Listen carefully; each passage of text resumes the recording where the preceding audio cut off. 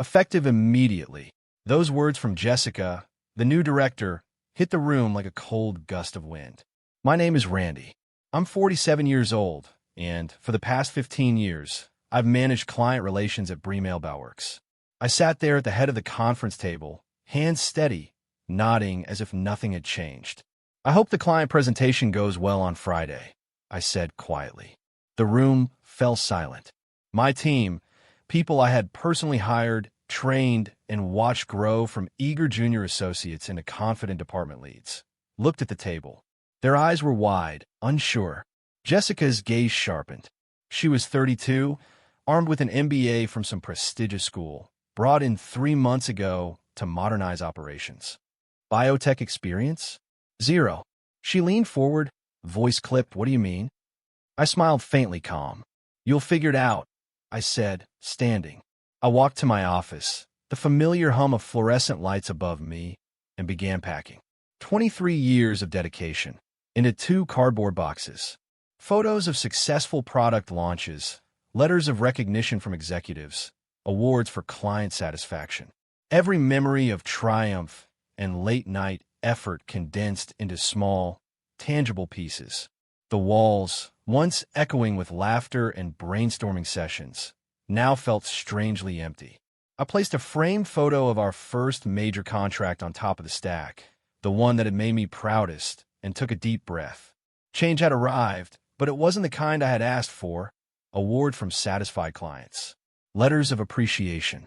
The coffee mug my daughter had given me years ago that proudly proclaimed, "World's best dad." Each item I packed carried more than sentimental value. It carried a lifetime of dedication. Jessica lingered in the doorway, hovering as if she wanted to speak but couldn't quite find the words. "Randy," she finally said, hesitant, "about the Hollowgate account. Not my problem anymore," I replied, taping up the first box. That was the end of it. She left me alone after that. One by one, my team filtered in. There were quiet handshakes, polite nods, soft promises to stay in touch. Most said little. Most didn't know what to say. But Beth, my senior analyst, lingered the longest, her eyes searching mine. "This is wrong," she whispered. "It's business," I said softly, not meeting her eyes. But we both knew it wasn't. The truth was, I had seen this coming for weeks. Ever since Jessica arrived, she had been quietly undermining me, scheduling key client meetings without my knowledge, questioning decisions in front of clients, planting seeds of doubt with upper management. Last week, she had suggested that my old-school approach was holding the company back. What she didn't realize was that I had been preparing for this. For weeks, I had kept meticulous records of every slight, every attempt to edge me out, every instance of being bypassed, every undermining comment, carefully documented. In over 15 years of managing million-dollar accounts, you learn to prepare for the worst-case scenario, because in this world, if you don't anticipate every move, someone else will. I loaded my boxes into the truck, the familiar thrum of the engine oddly comforting. Helen was waiting when I pulled into the driveway, coffee in hand and that knowing look she always had, the one that said she didn't need words to understand what had just happened. "How bad?" she asked softly. "Could be worse," I replied, forcing a shrug. But as I sat in the kitchen staring at those boxes, I felt something I hadn't experienced in years. It wasn't anger. It wasn't sadness. It was something sharper, more focused, a clarity that cut through the fog of frustration. Jessica had made a colossal mistake, one she wouldn't even realize until Friday morning, when Hollowgate Systems called, asking why their presentation hadn't happened. The presentation only I knew how to deliver, the one that could make or break a deal worth millions. I thought back to when I'd first joined Betrayal, fresh out of college. It had been a small company then, full of ambition but riddled with problems. William Betrayal, the founder, had taken a chance on a kid with no experience and plenty of hunger. I'd thrown myself into the work, learning the ins and outs of lab procedures, mastering regulatory compliance, understanding client psychology. Those first 5 years had been grueling, but they shaped me. Every detail mattered. Every process had a reason. By the time I'd reached my 10th year, I wasn't just managing accounts. I was safeguarding the company's reputation, ensuring that no error, oversight, or misstep could threaten the business. And now, after 15 years, all of that knowledge, all of that effort, rested in my hands alone. Jessica might have thought she was modernizing operations. She hadn't realized she'd removed the only person who could actually make them work. By the time I was 30, I was running Bramali's client relations department. By 35, I had become the go-to person companies called when they needed biotech solutions delivered fast and delivered right.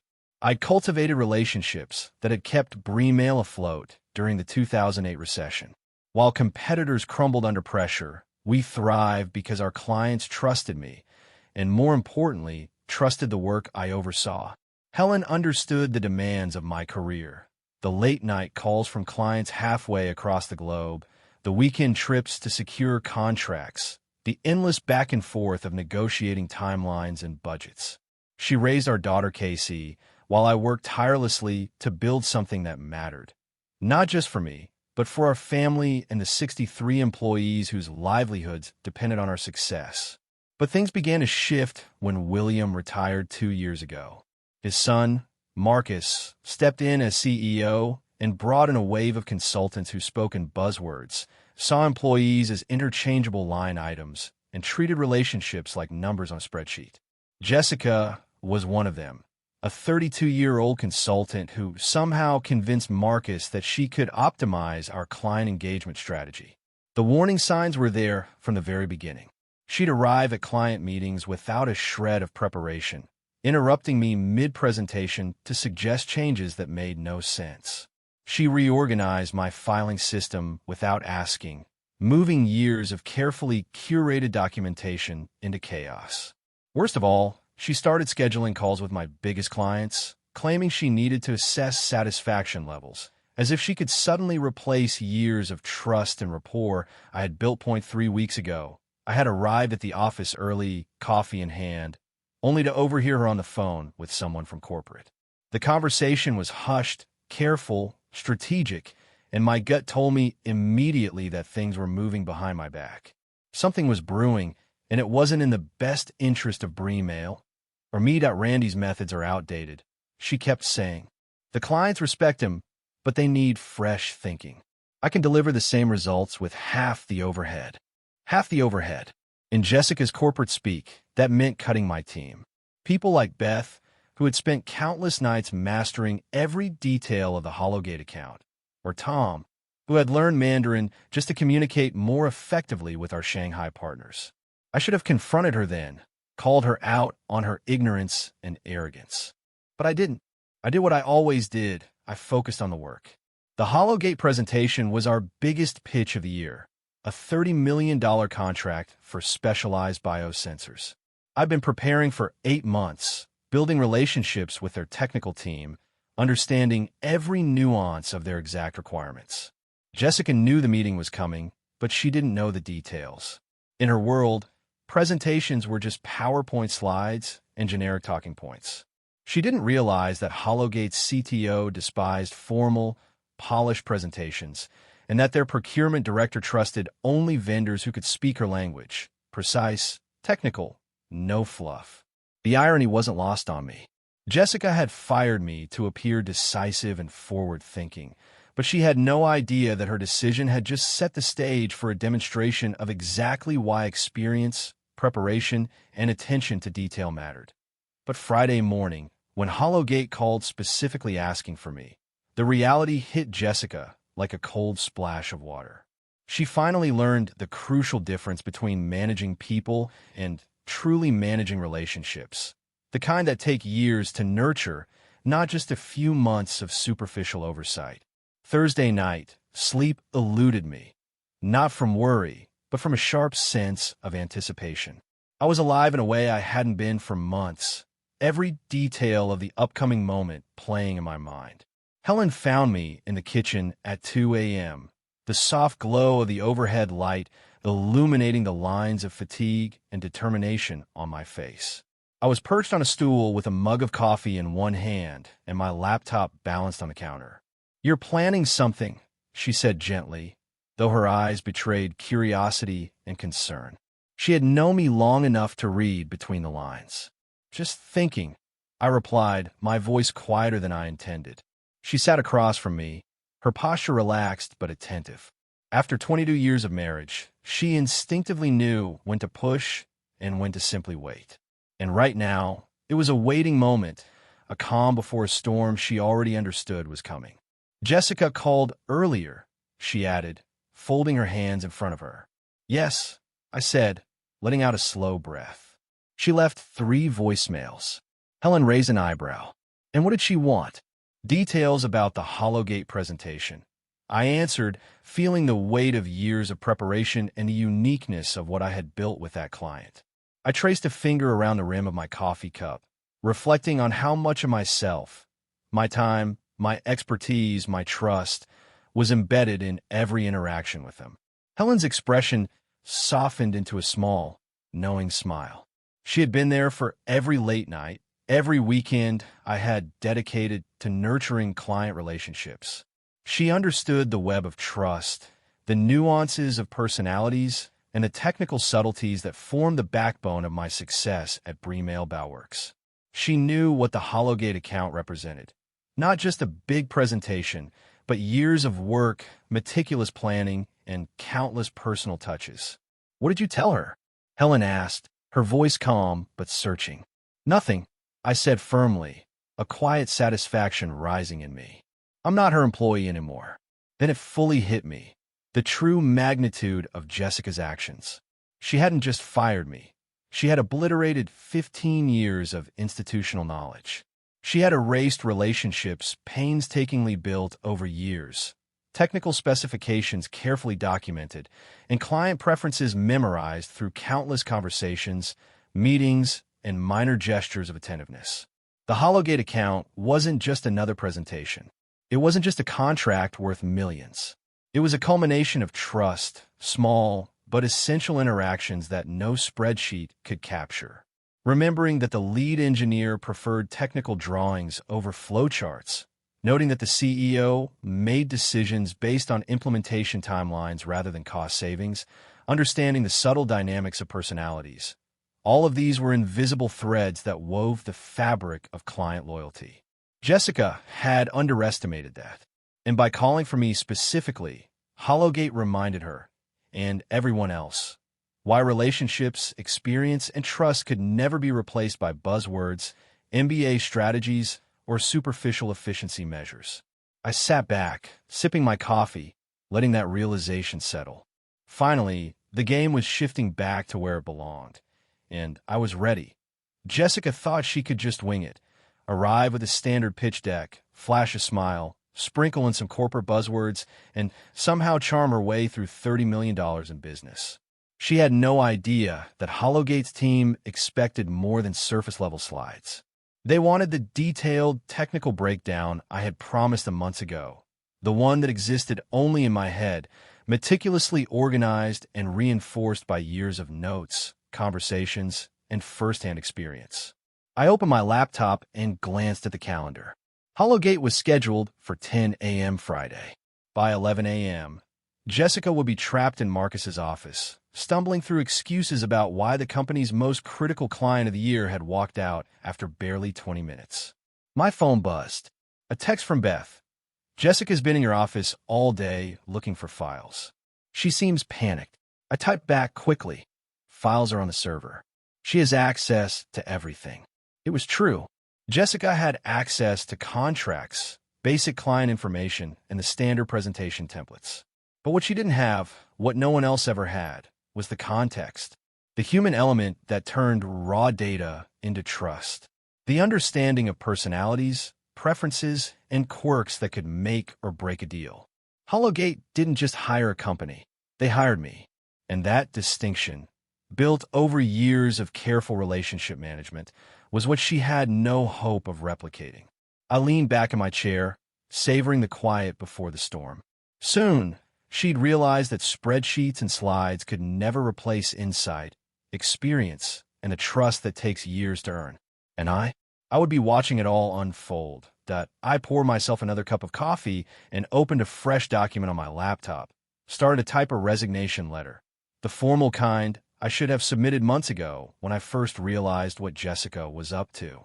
My fingers hovered over the keys, the words forming and then disappearing as doubt crept in. Then I stopped, deleted everything. Why make it easy for her? Instead, I opened my personal email and began reaching out to contacts at other biotech firms, people who'd been trying to recruit me for years, knowing the value I brought to the table. By the next morning, I had 3 interview requests and 1 solid job offer waiting in my inbox.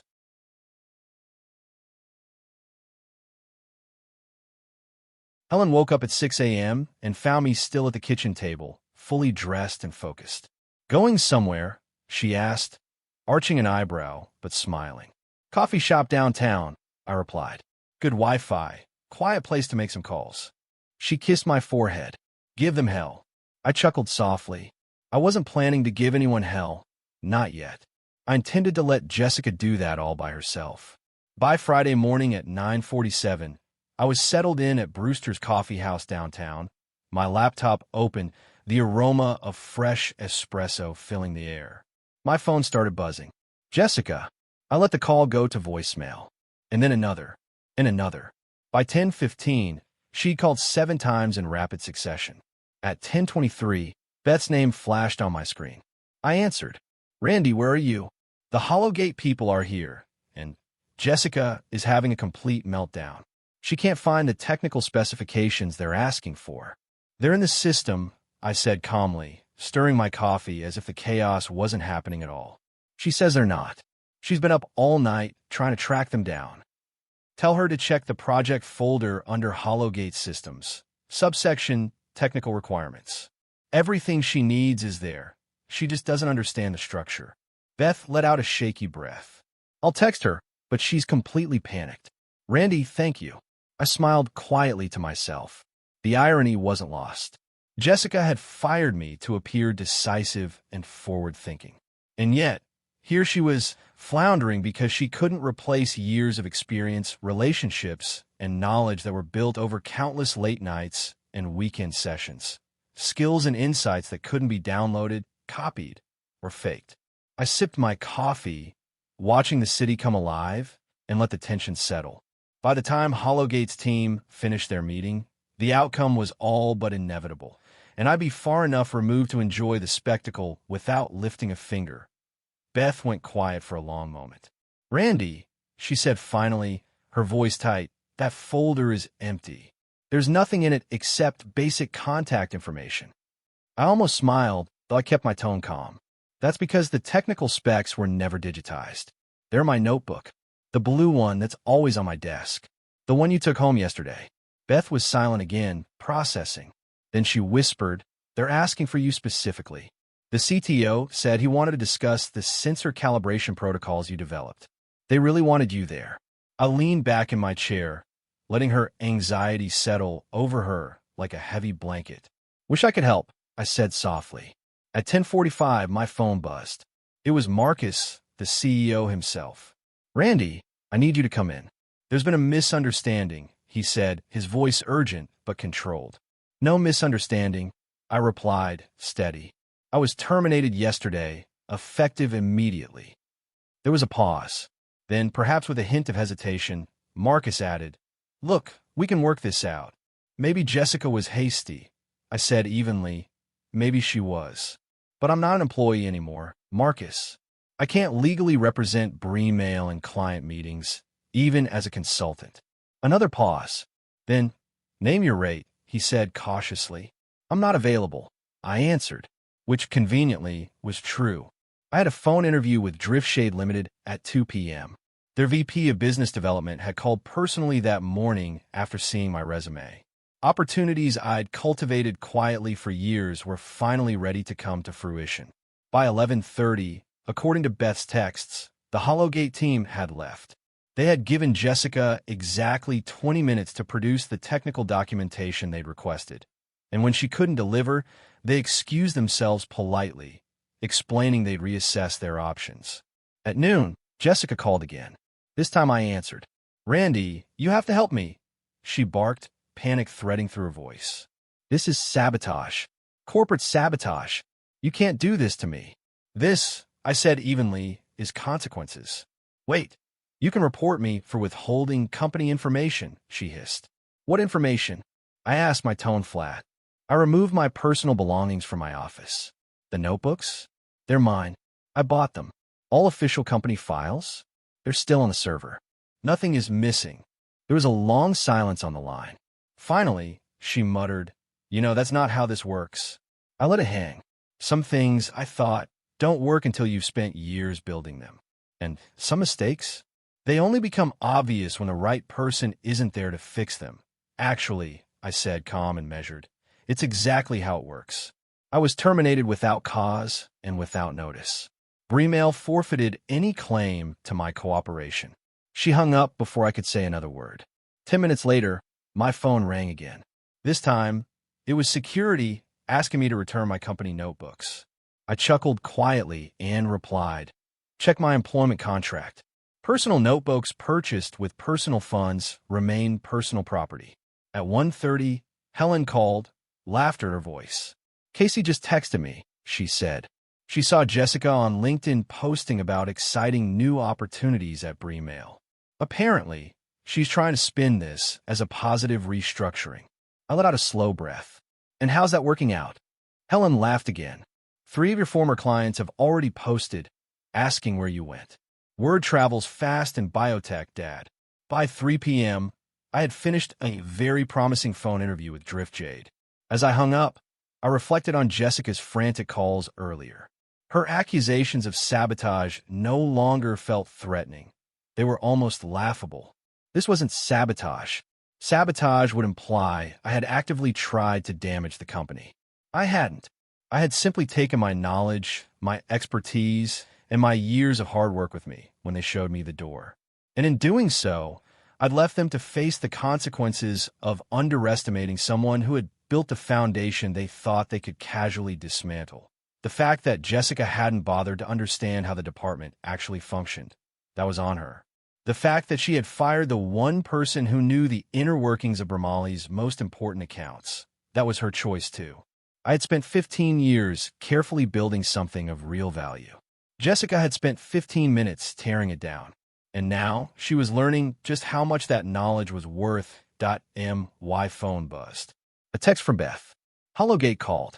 They want to know if you're available for freelance consultation. They're very unhappy with Betrayal's lack of preparation. I typed back quickly. Tell them I'm not available. But they might want to consider Drift Shade Limited for their biotech needs. Sometimes, the best revenge isn't confrontation. Sometimes it's stepping aside and letting people face the consequences of their own recklessness. Saturday morning brought further clarity in the form of a phone call from Tom, my former colleague on the Shanghai team. Randy, I need to tell you something, he said, voice low. I probably should have told you weeks ago. I poured a cup of coffee and sank into the kitchen chair, bracing for bad news. I'm listening, I said. He hesitated, then continued. Jessica has been calling our international clients, not for relationship building, not to understand their needs, but to gather information.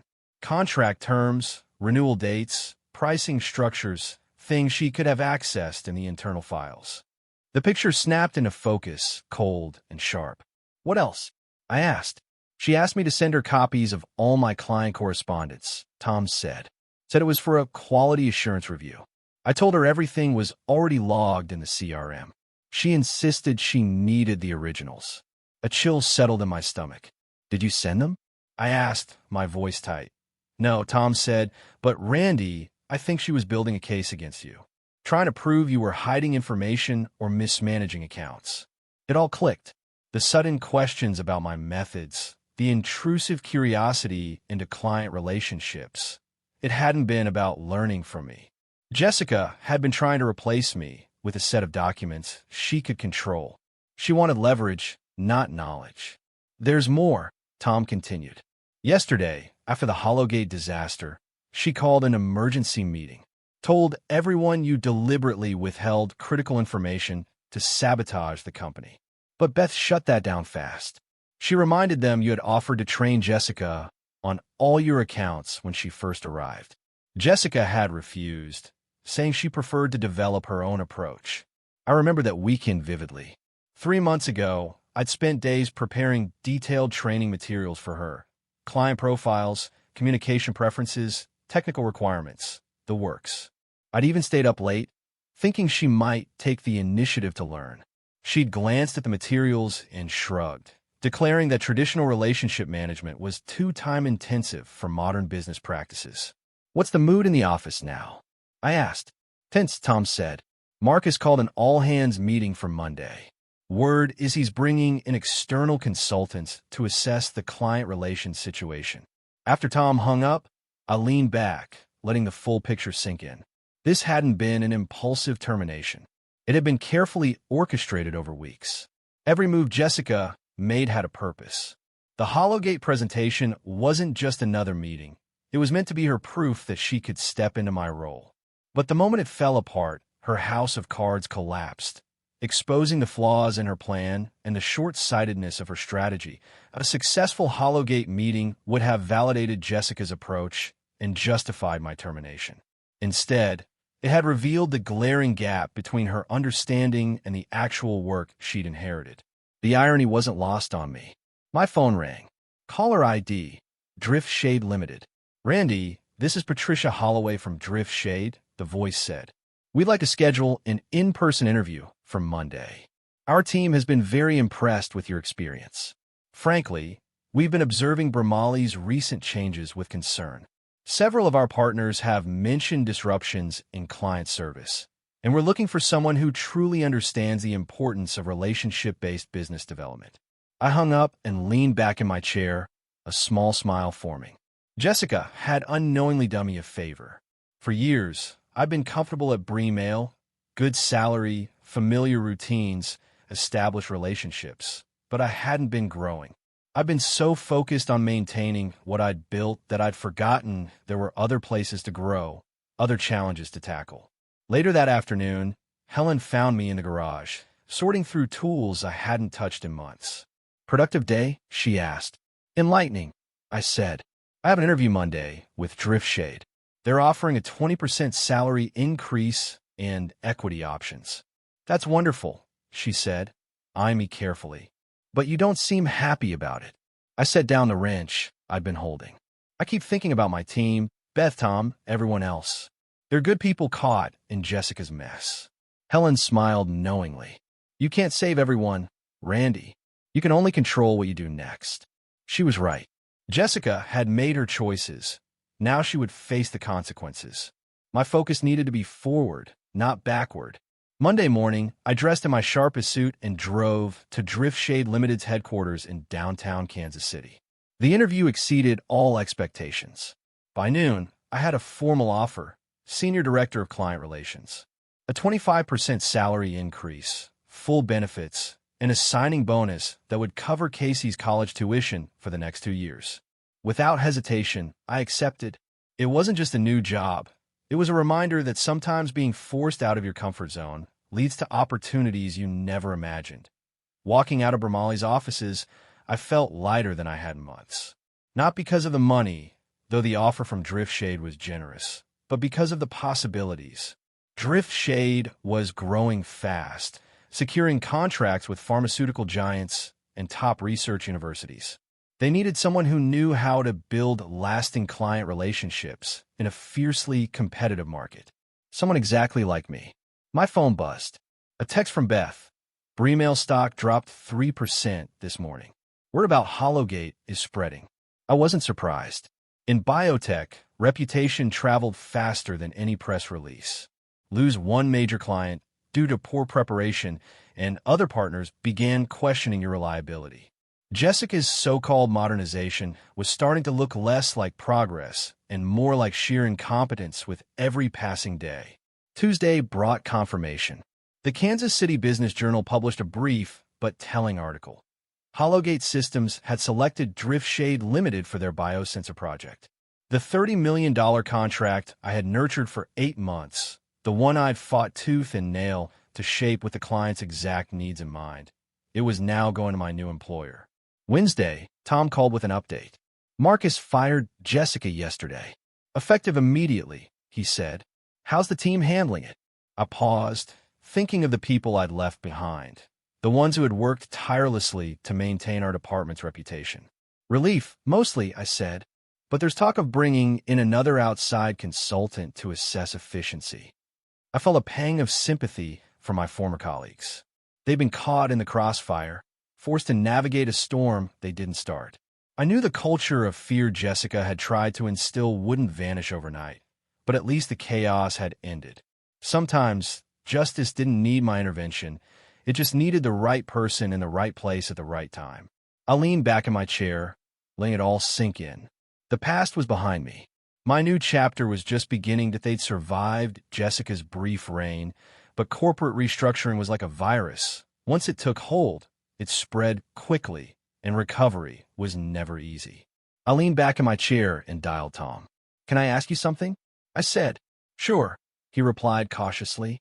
"Are you happy at Betrayal?" There was a long pause on the other end. "Not really," he admitted finally. "Why not?" I asked.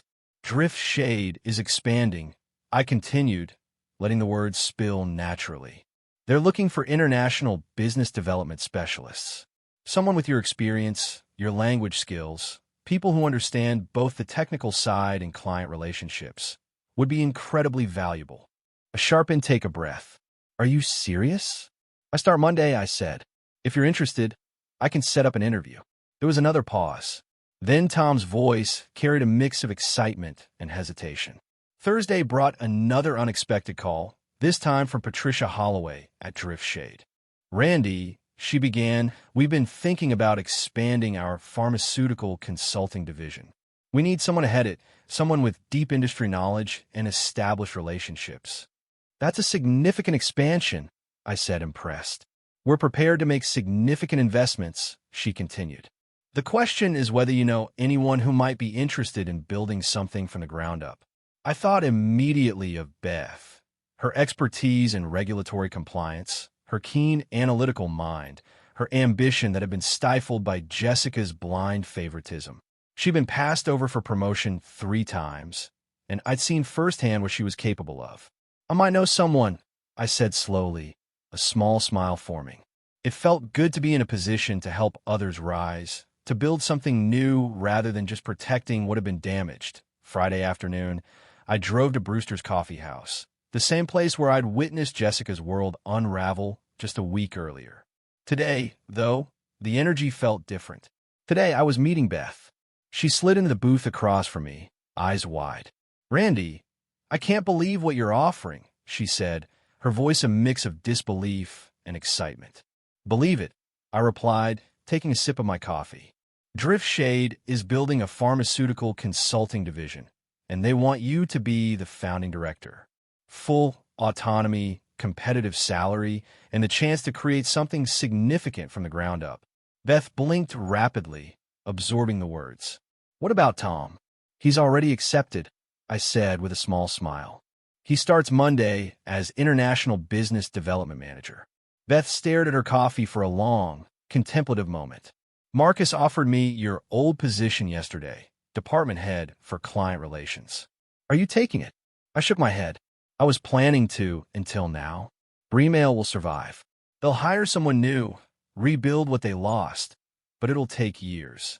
Drift Shade, on the other hand, is moving forward with or without us. The real question is whether we want to be part of building something new or just patching up what's broken."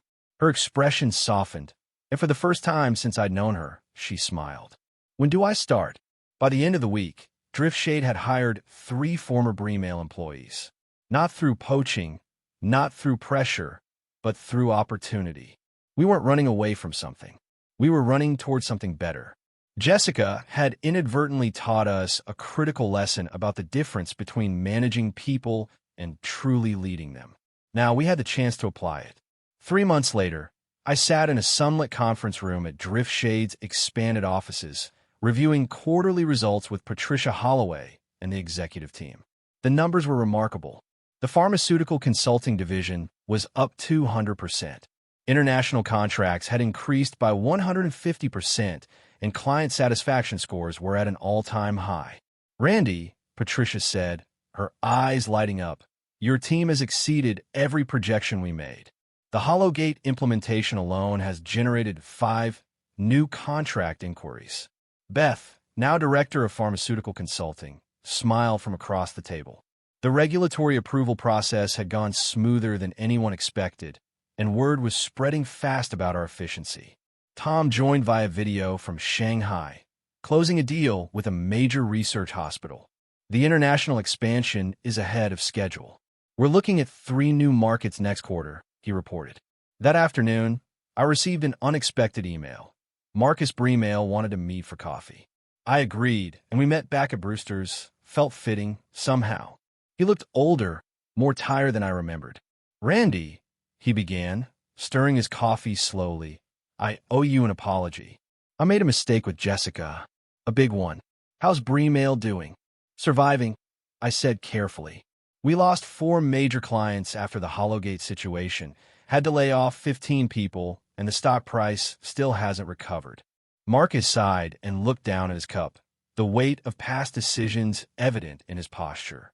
It was a quiet, reflective moment, a stark contrast to the chaos Jessica had left behind, and a reminder of how decisions at the top reverberated through every corner of a company. "Jessica cost us more than clients," Marcus said quietly, his eyes on his coffee. "She cost us institutional knowledge, relationships that took years to build." "You can rebuild," I said evenly. "Maybe," he replied, "but it won't be the same." He looked up, his expression heavy.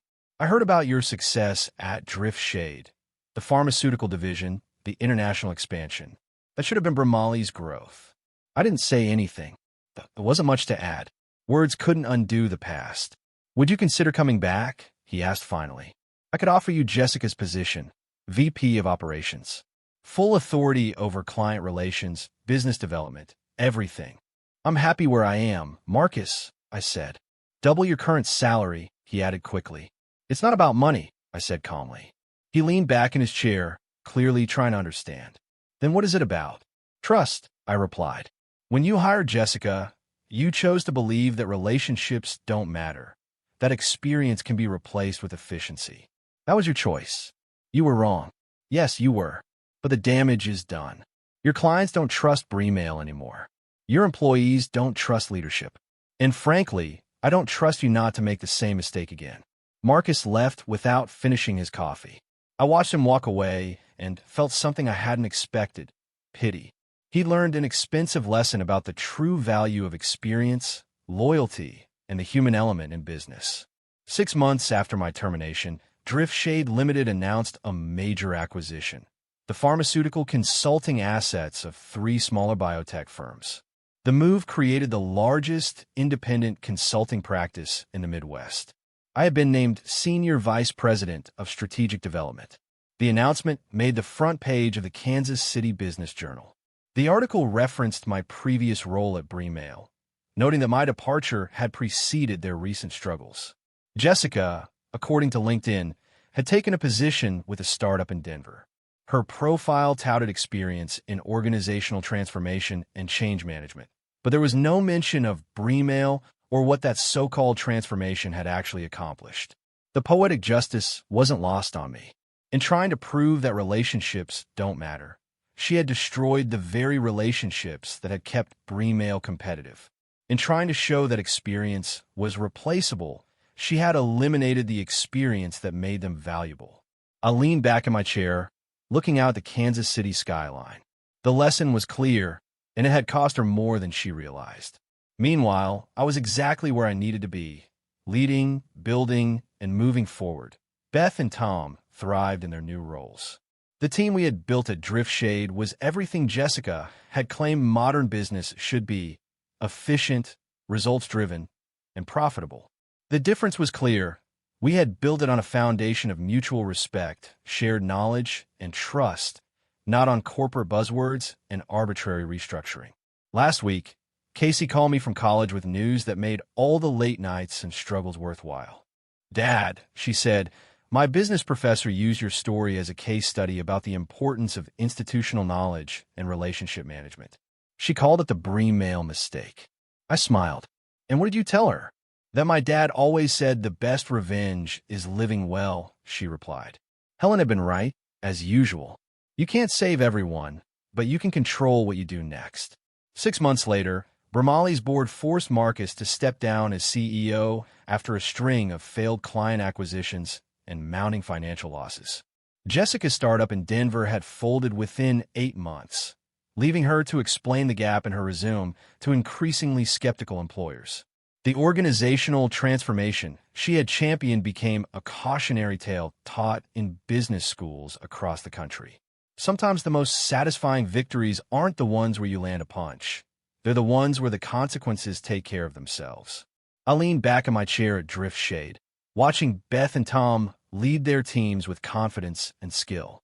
The clients were happy, the contracts were flowing, and our little corner of the biotech world was thriving. I had rebuilt more than a department. I had built a culture, a legacy. And that, I realized, was the best revenge of all.